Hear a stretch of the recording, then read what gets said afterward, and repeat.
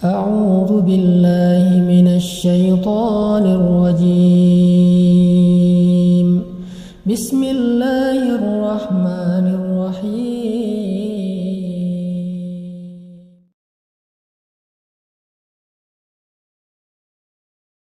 Bismillahirrahmanirrahim. Assalamualaikum warahmatullahi wabarakatuh.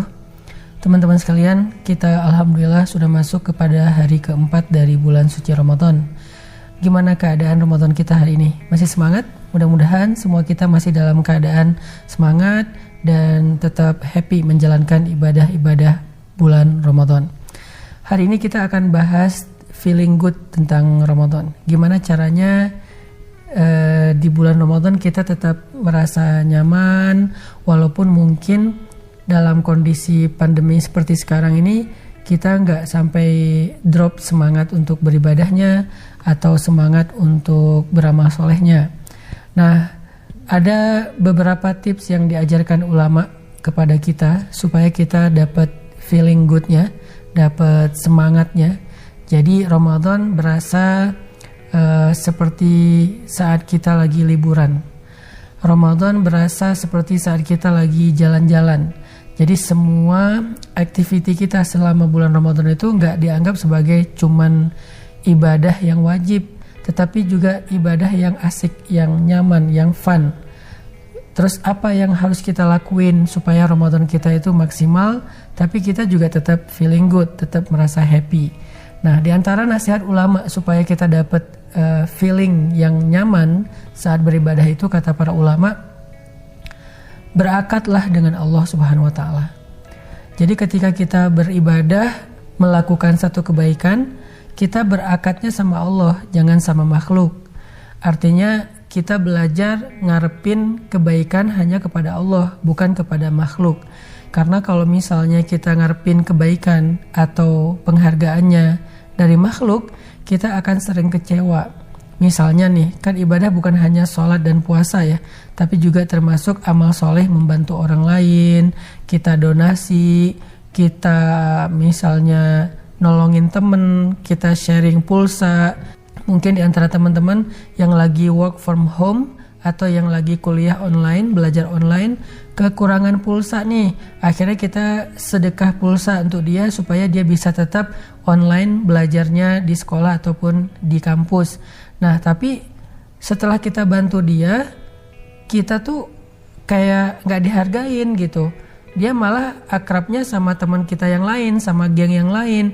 Di grup dia gak pernah nyaut apa yang kita broadcast. Akhirnya kita jadi bete, jadi baper.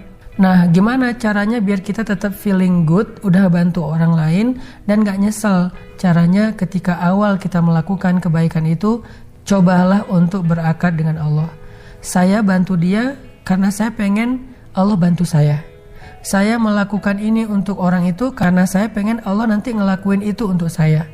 Jadi balasan yang kita harapin itu dari Allah, bukan dari orang yang kita bantu, bukan dari makhluk, bukan dari manusia. Sehingga kalau kita berakadnya dengan Allah, kita bakal feeling good terus dengan ibadah kita. Makanya pernah seorang sahabat namanya Abu Bakar As-Siddiq kecewa, bete, baper sama seorang keluarga yang selama ini sering dibantu sama Abu Bakar, tapi bisa-bisanya dia memfitnah anaknya Abu Bakar, yaitu Sayyidah Aisyah radhiyallahu anha. Fitnahnya fitnah yang berat lagi, dituduh selingkuh sama seorang sahabat Nabi sendiri. Sehingga Abu Bakar merasa sangat kecewa kepada laki-laki itu. Lalu Abu Bakar bersumpah, demi Allah saya gak akan mau lagi ngasih dia nafkah. Demi Allah saya gak akan nolongin dia lagi. Demi Allah saya gak akan ngirimin lagi dia makanan. Nah, ketika Abu Bakar bersumpah, Allah Subhanahu wa taala menegur Abu Bakar di dalam surat An-Nur. Allah mengatakan, janganlah orang yang memiliki kelebihan harta di antara kalian bersumpah untuk tidak lagi memberi bantuan kepada saudaranya dan kepada orang miskin. Falyafu wal yasfahu. Hendaklah dia memaafkan dan berlapang dada. Allah nyuruh Abu Bakar memaafkan orang itu, padahal orang itu adalah orang yang sudah menyakiti hatinya Abu Bakar, padahal Abu Bakar sendiri juga udah sering nolongin dia. Ini gimana nih? Abu Bakar yang nolongin dia, tapi dia malah memfitnah Abu Bakar, nyebarin hoax tentang keluarga Abu Bakar. Tapi Allah bilang, maafin dia, berlapang dada atas semua kesalahan dia, wahai Abu Bakar. Terus apa ya Allah tawarkan kepada Abu Bakar sebagai gantinya ketika Abu Bakar memaafkan dan berlapang dada untuk kesalahan orang itu? Allah mengatakan, ala tuhibbuna ayyaghfirallahu lakum? Tidakkah kalian suka jika Allah mengampuni dosa-dosa kalian? Artinya, kalau kamu maafin dia, kata Allah, nanti aku yang akan maafin kesalahan kamu. Kalau kamu berlapang dada terhadap kekurangan dia, kesalahan dia, aku juga akan melapangkan ampunan dan maafku untuk kamu terhadap segala kekurangan-kekurangan kamu dalam ibadah, wahai Abu Bakar. Jadi memang ditawarin tuh akad dengan Allahnya. Kayak misalnya ayat tentang dakwah. Hal adullukum ala tijaratin tunjikum min azabin alim. Maukah kalian aku tawarkan satu perniagaan yang menyelamatkan kalian dari api neraka, yaitu beriman dan berdakwah di jalan Allah. Itu lebih baik dari apapun juga. Jadi Allah tuh selalu kayak pengen ngelurusin niat kita dari yang tadinya berakad dengan manusia, jadi berakad kepada Allah. Kalau saya nolong dia, nanti Allah yang nolong saya. Kalau saya bantu dia, nanti Allah yang bantu saya. Kalau saya maafin dia, nanti Allah yang maafin saya. Kalau saya berlapang dada, gak baperan sama dia, nanti Allah yang akan melapangkan kebaikan untuk saya dan gak akan ngitung-ngitung sama saya. Kalau saya sayang sama dia, nanti Allah yang akan sayang sama saya. Kalau saya menyelesaikan masalah dia, nanti Allah yang akan menyelesaikan masalah saya. Dan begitu juga dengan ibadah-ibadah yang lain. Berakatlah dengan Allah. Kita gak bakal gampang baper atau kecewa. Akan selalu feeling blessed, never stress gitu kan. Sehingga kita jadi orang yang tetap bisa menikmati ibadah-ibadah Ramadan kita. Makanya muncullah sebuah kaidah fikih, al jaza min jinsil amal. Balasan itu tergantung jenis amal yang kita lakuin. Maksudnya kalau kita maafin orang, balasannya Allah maafin kita. Kalau kita nolongin orang, balasannya Allah yang akan nolongin kita. Kalau kita memudahkan urusan orang, balasannya Allah yang akan memudahkan urusan kita. Nah, ini bukan hanya kaidah fikih, tapi harus jadi semacam akad dalam kita berbuat baik, dalam kita beramal. Kita bantu tetangga, atau misalnya kita ngasih berbuka puasa buat security di komplek rumah kita, atau kita misalnya kadang-kadang ngasih banyak takjil ke masjid tapi nama kita nggak disebut, atau masjidnya nggak ngundang kita pas lagi ada rapat, atau kita pas datang ke masjid malah kayak pernah dibentak, akhirnya kita sebel sama orangnya. Jangan sampai karena kita sebel sama seseorang akhirnya kita jadi nggak berbuat baik lagi kepada dia. Berarti kita berakad dengan makhluk, bukan dengan Allah Subhanahu wa Ta'ala. Kalau udah kayak gitu, kita nggak akan feeling good lagi dalam beramal solih atau beribadah. Begitu juga dengan ibadah yang sifatnya ritual, bukan ibadah sosial.